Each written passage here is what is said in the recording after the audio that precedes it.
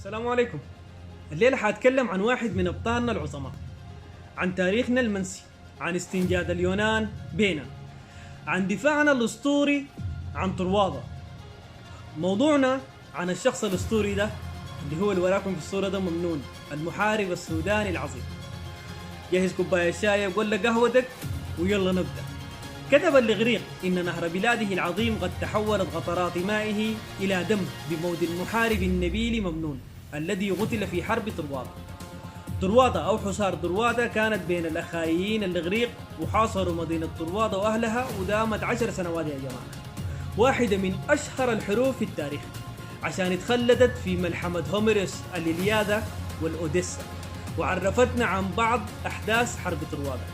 مذابح رهيبة ونزال شرس جدا يا جماعة، واستمرت المعارك الطاحنة بدون توقف لمدة 10 سنوات من غير ما يكون في حسم من الجانبين. وكلنا سمعنا عن خدعة حصان طروادة، كيف تسوا فيه الجنود ودخلوهم مدينة طروادة، وبالليل طلعوا ويسببوا في انتصار الأغريق، وبقى حصان طروادة مضرب مثل في الخديعة.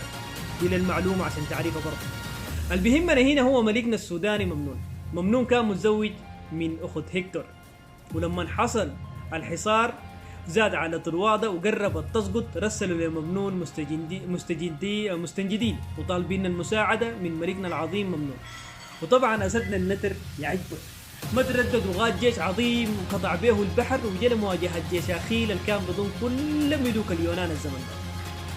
ولما وصل ممنون فرح أهل طروادة وارتفعت معنوياتهم، وضغط ممنون بجيشه على جيش أخيل لحد ما تراجع. وزيادة على كده كمان انطلق ممنون وغار على حكيم اليونان نسطور وقتل ابنه تلماخ، وهدموا الغلاع بتاعتهم في انتصار واضح وتجديد لعزيمة أهل طروادة. وأن لا تغلقوا قد أتى ممنون العظيم.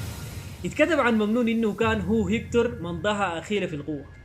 استنجدوا به أهل طروادة ودافع عنهم طوال السنين الحرب 10. يتكتب عن كيف استقبلوا في طروادة استقبال الفاتحين، وكيف قاتل بشراسة هو جيشه ضد الأخايين، ودافع عن طروادة لحد ما قتل بشجاعة على يد أخيل للأسف في مواجهة أسطورية كانت حديث اليونان لسنوات طويلة. الصورة اللي قدامكم دي صورة لزهرية الرغم السوداء، موجودة في المتحف الملكي للفن والتاريخ في بروكسل في بلجيكا، تحكي عن لحظات خروج الملك ممنون من طروادة. تحياتي لكم، وده واحد من ملوكنا العظام، ولحد ما نتلاقى في فيديو تاني، والسلام عليكم.